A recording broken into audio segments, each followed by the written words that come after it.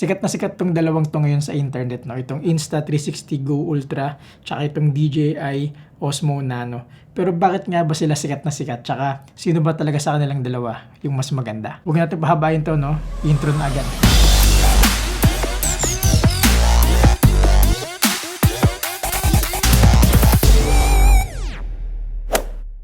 So yun na nga, no, privileged and blessed enough tayo na magkaroon ng dalawa. Isang Insta360 Go Ultra, tsaka isang DJI Osmo Nano. And like I said, no, sikat na sikat to ngayon sa internet. Kasi gulong-gulo yung mga tao sa TikTok, sa Instagram, sa YouTube, kahit saan. Gulong-gulo sila kung ano yung dapat bilhin sa dalawang to. So sa video na to, gusto ko lang makatulong. Gusto ko lang linawin yung mga bagay-bagay para sa... Kasi alam nga naman, bili mo yung dalawa, saka ka mamimili.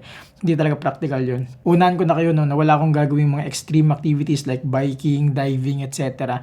Parang ang magiging comparison natin ng dalawang to is for daily use cases. Kasi, di ba, yung mga nagtatanong nga ngayon, maganda ba siya pang vlog, maganda ba siya pang daily vlog. So, umpisa na natin sa itsura nilang dalawa. So, right out of the box, kitang-kita na mas matangkad si DJI, pero mas mataba si Insta360. Also, mas payat si DJI, tapos mas mataba talaga si Insta360. Pero kung camera module lang ang pag-uusapan, mas maliit talaga si Insta360. Kahit yung nipis niya, mas manipis siya. Also, we have to note din pala na mas malaki yung lens ng DJI, as you can see, pero mas malaki yung sensor ng Insta360, which is more important kasi doon din nakadepende yung low light performance ng mga cameras. Not so big of a difference naman, no, pero mas malaki siya. Ito magandang point din to, no, na si Insta360, para makapag-shoot ka ng selfie mode, unfold mo lang tong screen na to.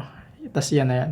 Kapag mag-shoot ka na uli ng nasa harapan mo, tapos nasa likod ka ng camera, ay default mo lang siya uli. While DJI naman, no, kailangan mo siyang tanggalin pa sa dock niya, sa charging dock niya or viewing dock kapag gusto mo mag-selfie or kung gusto mo nang nasa harapan. Alam mo yan. So, yeah. Personally, no, mas pinipili ko sa area na yon si Insta360 kasi mas madali for me yung flip ka lang na flip ng ganyan. Unlike yung magtatanggal-tanggal ka pa. Kung wala ka namang problema sa pagtanggal-tanggal dito, edi ayos. May isang shutter button nga pala dito sa viewing dock sa Insta360, tas meron din siya dito sa mismong camera module. Ganun din si DJI sa viewing dock niya or charging dock niya, meron din siyang shutter. Tapos sa mismong camera module, meron din siya. Pareho naman silang compact and pareho siyang lightweight in my opinion. Mas prefer ko nga lang talaga yung flip-up screen nito kumpara dito sa tatanggalin mo pa siya sa dock mo para makapag-selfie ka or whatnot. Isa pa pala, no, baka malimutan ko pa na si DJI meron siyang internal storage na si Insta360 wala. Kailangan mo talaga dito ng SD card para makapag-shoot. Si DJI meron siyang internal storage plus may option ka rin na maglagay ng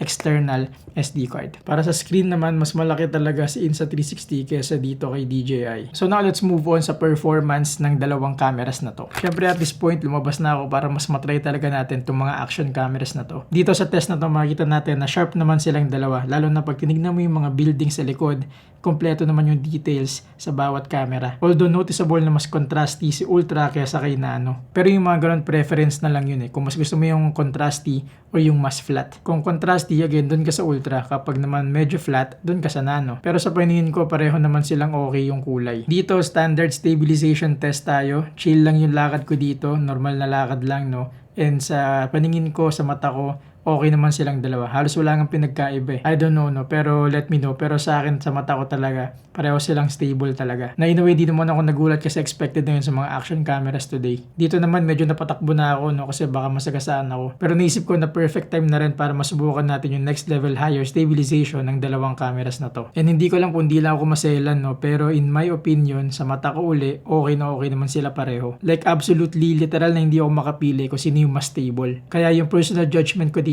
pareho silang stable na cameras. Mapanormal na lakad or takbuhan. Ito, medyo defining moment to para sa akin, no? Kasi kung makikita nyo, clearly, wider field of view si Ultra kaysa kay Nano. And bukod sa mas masikip nga si Nano, mas distorted pa siya. Kadalasan kasi kapag mas distorted, mas wide na. But not in this case. Isa pang bagay na kapansin-pansin dito, tignan mo yung mga ulap. Mas detalyado yung mga ulap sa Ultra kaysa dito sa Nano. Para sa kulay naman, masabi kong pareho silang rich in colors. Dito, isa pang test of dynamic range. Tignan mo yung ulap. Again, mas mas detalyado yung sa Ultra kaysa sa Nano. Although pag tinignan mo naman yung mukha ko, mas may liwanag sa Nano kaysa sa Ultra, which is kind of expected kasi nga mas contrasty si Ultra. And again, noticeably wider talaga yung field of view ni Insta kaysa kay DJI. Dito for some reason, again pareho silang nasa standard picture profile at masabi ko talaga na okay talaga yung kulay nila. Kahit yung mga skin tones, okay na okay. If there's one thing, si Nano leaning towards siya sa warm tones. Na ako personally mas trip ko yun. Si Den, yung asawa ko, mas gusto niya yung sa Ultra kasi mas cool tones naman yung gusto niya. For her, mas natural yun. So again, preference lang siguro in terms of kulay. Okay, for the microphone test naman, no, tinatry natin nakabukas pareho, no, same settings and everything. Fairly windy ngayon, kaya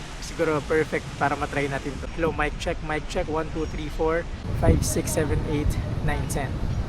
Now dito talaga magkakatalo sa low light performance ng dalawa. Like I said kanina, mas malaki yung sensor ng Insta360 Ultra kesa kay Nano. And FYI no, both cameras have different modes kapag low light situations. Si Ultra, merong tinatawag na pure video.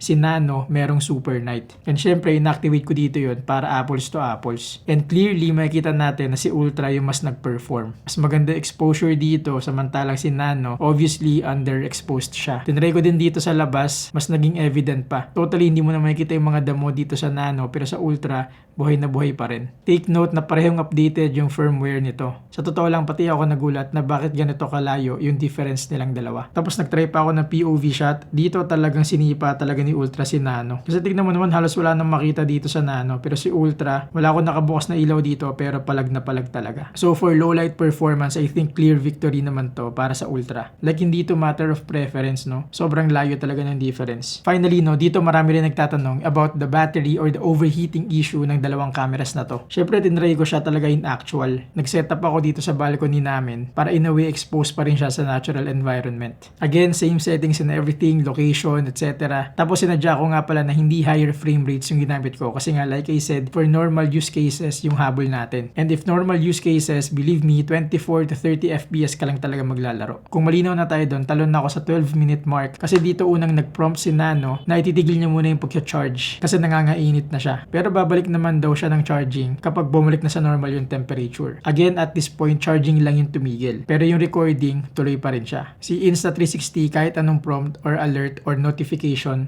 wala. Tuloy-tuloy lang yung recording. Now, talo naman tayo sa 21-minute mark. Kasi dito, tumigil na yung pagre-record ni Nano dahil sobrang init na daw niya. As you can see, hindi pa siya namamatay pero hindi na siya nagre-record. Si Ultra, parang walang pakialam sa nangyayari. Tuloy-tuloy lang. Walang kahit anong notification, prompt, or anything. And then, at 26-minute mark, dito na totally nag-shutdown si Nano. Pero ito tingin ko hindi na to sa overheating. Namatay siya kasi naka-standby na lang siya kasi nga hindi na siya nagre-record simula ng 21-minute mark. Pero si Ultra, since wala naman nga siyang notification, tinuloy-tuloy ko pa din siya kasi nga baka naman hindi katagalan, mamatay na rin siya. Pero mali ako kasi umabot na kami ng 30 minutes straight recording, hindi pa rin siya namamatay o hindi pa rin siya nagpo-prompt ng kahit ano. Hanggang sa kusa ko na siyang pinatay kasi point taken naman na. So yun yung mga thoughts ko about these two cameras. For the price point naman, no, si DJI Osmo Nano, meron siyang 15,000, meron siyang 18,000. Depende nga yun sa mabibili mo or sa pipiliin mong internal storage. Merong 64, merong 128. Samantalang si Ultra naman, parang nasa 25 to 28,000 siya. But clearly, much more expensive talaga si Ultra kaysa kay Nano. Siguro kaya ganun na lang din yung mga differences at saka mga advantages nito kumpara dito. Lalong-lalo na sa low light performance at sa overheating issue nila. So yun lang naman for this video. No? Again, tinry ko lang na tumulong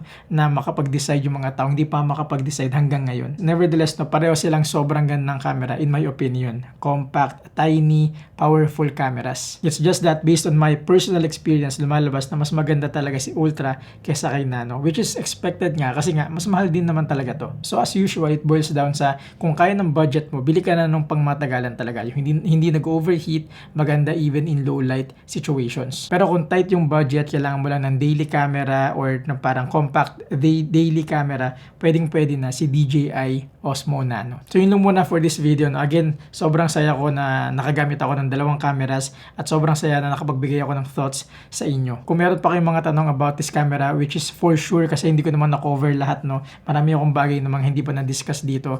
Pero yung mga bagay na diniscuss ko, yun yung feeling ko makakatulong sa mga simpleng tao lang na hindi masyadong technical yung habol. But then again, kung meron pa kayong mga tanong, pwede nyo kayong i-reach out. Pwede kayong mag-comment dito sa sa YouTube ko, or kaya naman message nyo ako sa Instagram, sa Facebook, o kaya sa TikTok. Kung hindi pa pala kayo nakasubscribe, mag-subscribe na kayo kasi marami pa tayong pag-uusapan. Like I said, lagi ko sasabi to sa mga recent videos ko, no, na sobrang sipag ko mag-video ngayon. Kaya kung meron mang time na best time na mag-subscribe kayo, ngayon na yun kasi sobrang sipag ko nga mag-video. So yun, marami pa tayong pag-uusapan. Para sa mga matagal naman nang nakasubscribe, maraming salamat na nandyan pa rin kayo. So yun lang muna for now, no? Anong pipiliin nyo ba? DJI Osmo Nano or the Insta360 Go Ultra? Let me know in the comments below. In any case, see you guys in the next video.